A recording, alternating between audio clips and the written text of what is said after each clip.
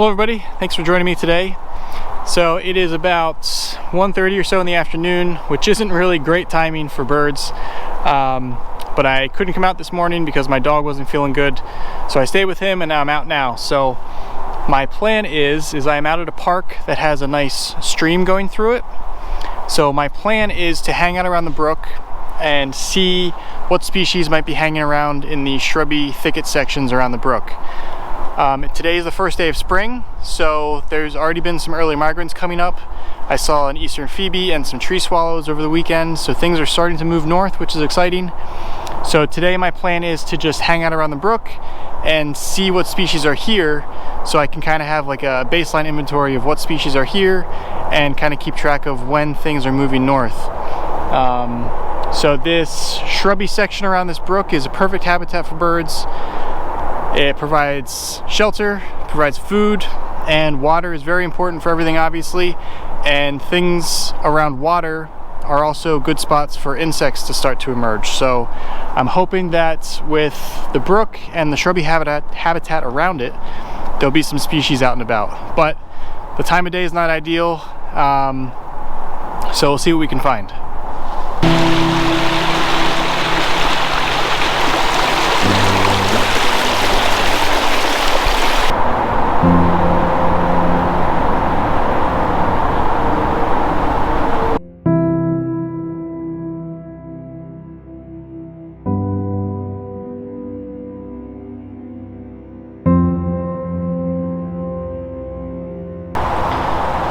The time of day is really important when you're looking to find birds. So if you're trying to find the most or the highest number of birds, the best time to go out is either first thing in the morning or right before it gets dark.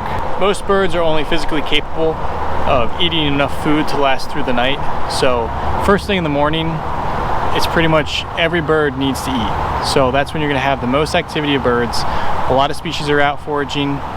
They're usually most active during that time because they're hungry. They need to eat something. So midday is not the best time to do it. A lot of birds are actually napping, kind of hiding. So I'm not expecting to really find too many birds necessarily to photograph.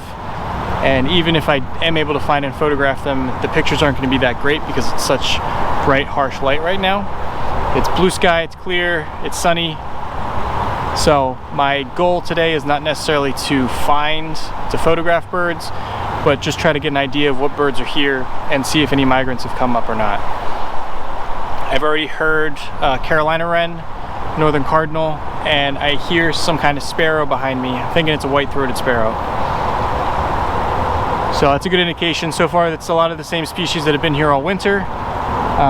But this is just one spot. The brook goes all the way through the park, so I'm gonna check it out and see what I can find.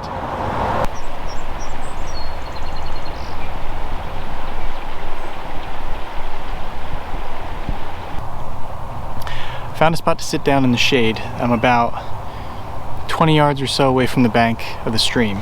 So I'm just gonna sit and kind of see what comes about. So I'm hearing there's some sparrows to my left.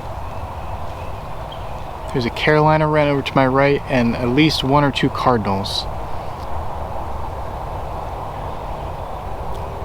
Oh, and there's a sparrow right there.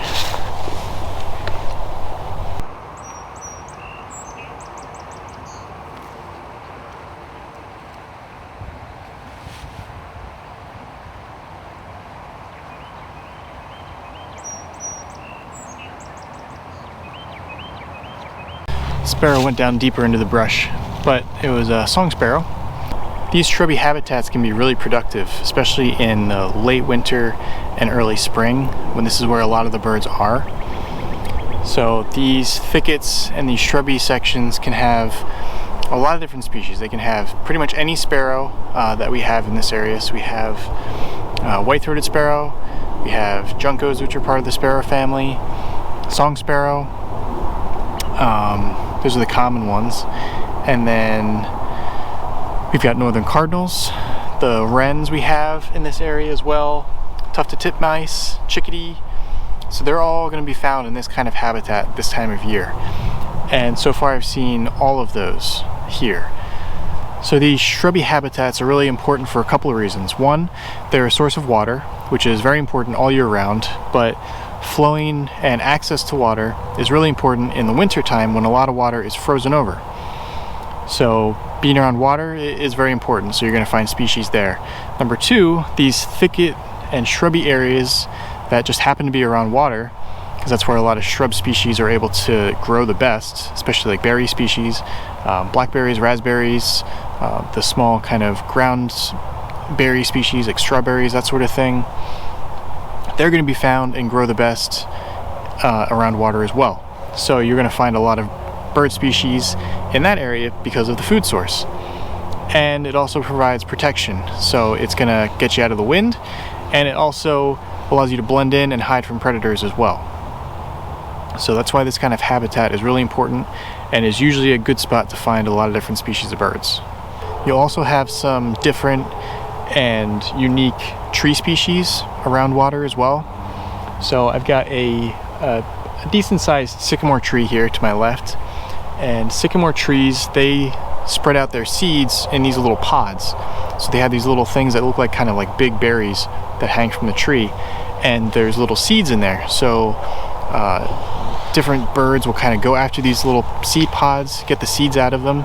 So that's a good thing, good spot to find some species of birds as well. I've seen goldfinch, and I believe black-capped chickadee eating the seeds out of those seed pods. There's also dogwoods that are around water as well, and alders.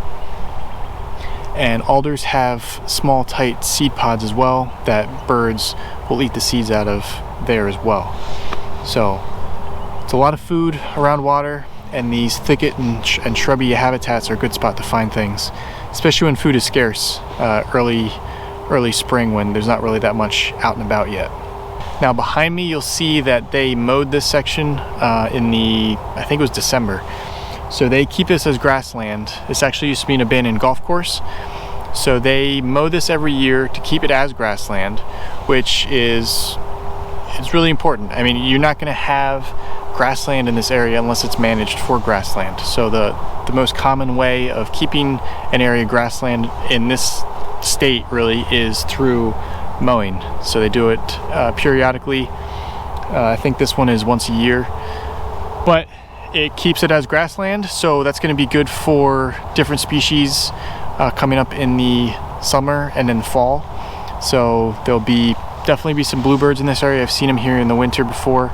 But then you're also going to have a lot of these grasses growing up with different dried seed pods coming up in the fall and late summer. So you're going to have goldfinches, you're going to have kinglets, and all sorts of things that are going to come and eat those seeds because it is maintained as grassland.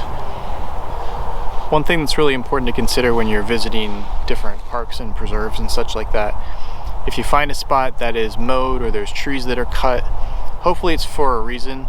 A lot of times, a lot of people get upset when logging practices happen or when fields are mowed. It looks like things are being destroyed and there's destruction and stuff, habitats being degraded, but hopefully it's being done to actually manage the habitat. So grassland habitats in this area specifically need to either be mowed or they need to have controlled burns to keep them as grassland habitat.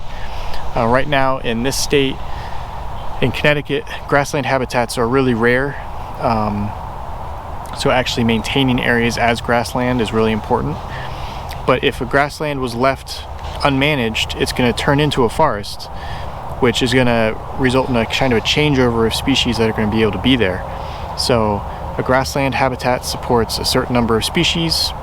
An early successional forest, a young forest, will have different assemblage of species, and then a mature forest is going to have a whole nother type of species present there. Now, there are obviously some species that are going to exist in either 2 or 3 of those kind of habitat types, but a lot of species are kind of restricted to a certain habitat type, either for food or for nesting. So it's important to remember that if you come to a park and beautiful grassland was burned or it was mowed one year and you're like, oh my gosh, what are they doing? Hopefully they're doing it to manage a habitat and keep it as a specific type of habitat, so certain species can persist there. So that's an important thing to consider.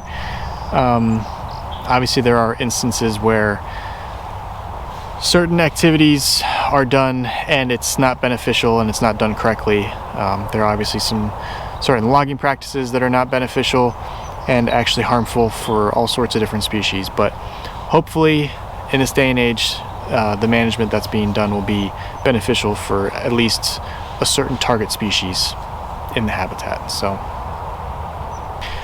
So I'm sitting here and there's a song sparrow that keeps perching up on this downed tree that's in front of me. So where I'm sitting right now, if I video it, I'm going to have it's actually a house up on a hill as the background. It's a bright white background. So in the background of the song sparrow, it's singing, but then you have this really bright background to it. It's not very pleasing at all. So what you can do to get a different picture is you pay attention to the background. So if I shift about 6 feet to my right, I'm going to actually have a background that's going to be more in the shade. It's going to be more grass, and it's not going to be such a bright white background. And then if I shift another 6 feet to my right, what I'll actually get is a backdrop being eastern cedar trees, which is going to have a much nicer effect, which I think is a lot more pleasing to look at. So what you can do to get a different and improved picture is look at the background that's behind your subject and try to find the best background that's going to make your subject stand out.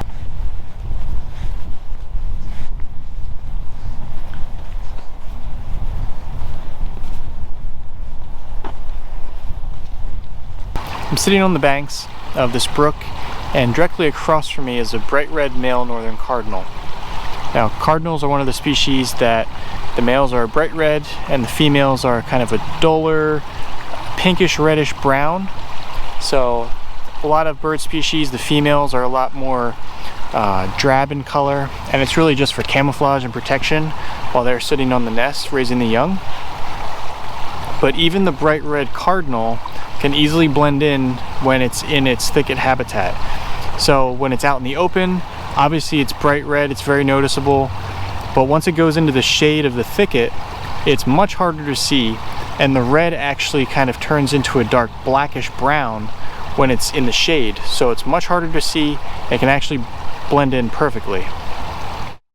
In this stream habitat where the edges of the brook are really kind of thick and dense with vegetation, a lot of times what birds will actually do, instead of flying over the dense vegetation, they'll actually fly through and just above the water, because it's a clear line of sight most of the time, and it's much easier to fly right over the water where there's no vegetation compared to flying over all of these shrubs and brushes.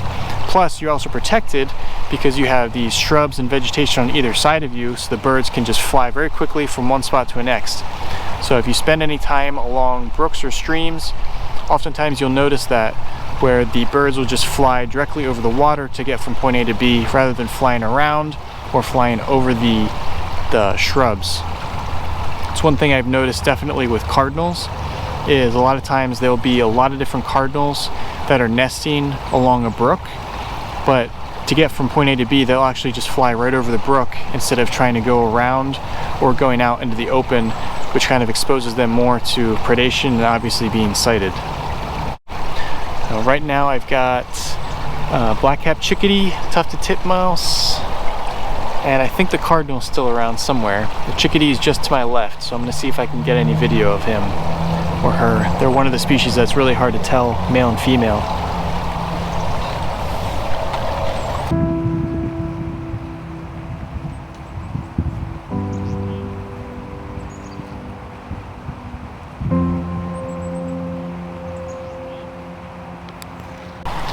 One of the problems with photographing birds in this kind of habitat is they go into the shrubbery and then you can't see them anymore. Then they come popping out. You have to be quick.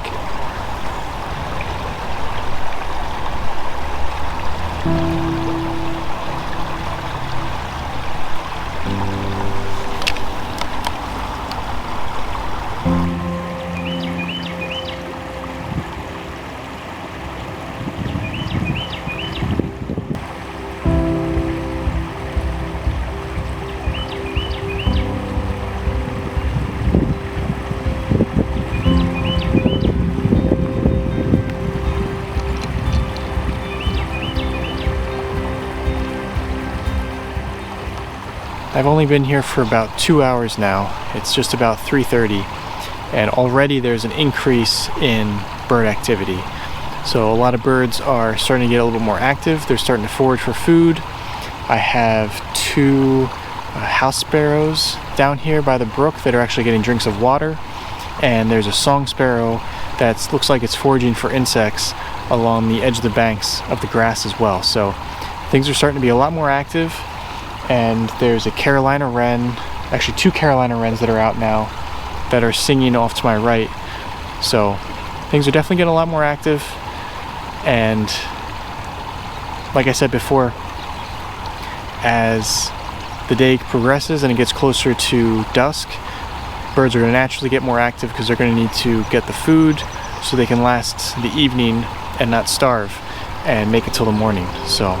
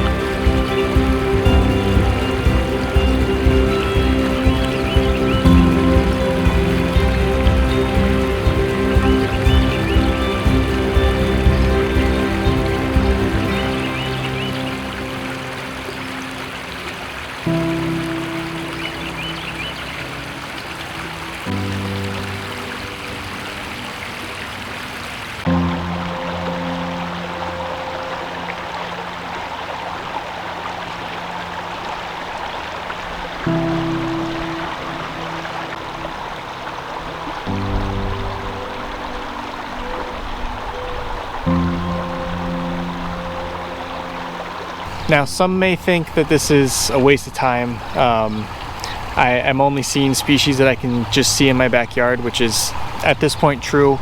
I've seen song sparrows, tufted titmice, chickadees, cardinals, mourning doves, mockingbird, blue jay, all of which I see in my backyard every day. But the point of this is just getting out and spending time out in nature, because when you spend more time outside and you actually are able to observe different species out in their native natural habitat, the backyard is not a natural habitat. If you're providing feed or food for these birds, they're not acting as they would out in nature. So if you get out and actually spend some time watching them, you can actually understand their behavior and kind of figure out any perches that they might like, any specific shrubs that they hang out in, any specific trees that they sing from, in case of the Carolina wren. And those things will help you not only be a better naturalist, but they'll be able to be a better photographer, and hopefully you'll be able to get those good shots in the future. So today I'm out in the middle of the day. The sun's not, it's very harsh, the light's not very great, but by being out now, I can come back here a couple of days from now, whatever the case may be, in the early morning or in the evening when the light's better, and I'll already have an idea of which spots the birds will be active in and what species might be here. So it helps you in the long run just to spend more time out and hopefully enjoy it. A lot of times birds have similar behaviors too, so even if you're just seeing on a day like today species that you usually always see are very common, things you might not usually spend any time photographing, even if you just take some time to observe them, it'll help you in the long run when you find those species that you really want to photograph, or for say when the warblers start coming up in the case of this area. Just watching some house sparrows or song sparrows do their thing, you'll start to figure out how birds act, what they do, and why they do it, and that's going to make you a better naturalist and better observer in the long run. And besides, if you're not out, then you're definitely not going to see anything, so what's the harm in coming out? Today I was only able to come out this afternoon. I knew I wasn't going to get too much in the way of pictures, but it's still time out to observe. It's an opportunity to see what species are here and maybe see what species might be migrating up this way. It's definitely, there's some bugs that are flying around now, which is good. So that's a good indication that pretty soon there's probably going to be some eastern phoebes or some other flycatchers headed up this way. So it's early spring, things are about to change, so that's good.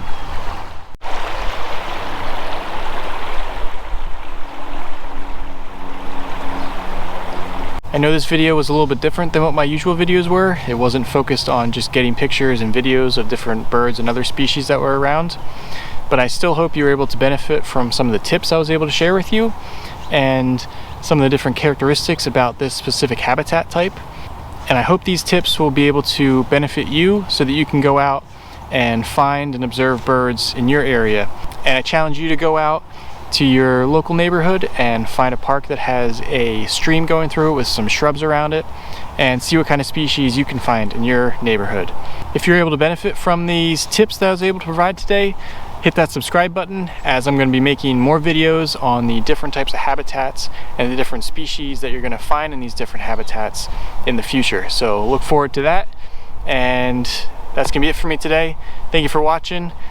Spring's here, so that means there's going to be a lot more species headed our way, and I'll see you in the next video.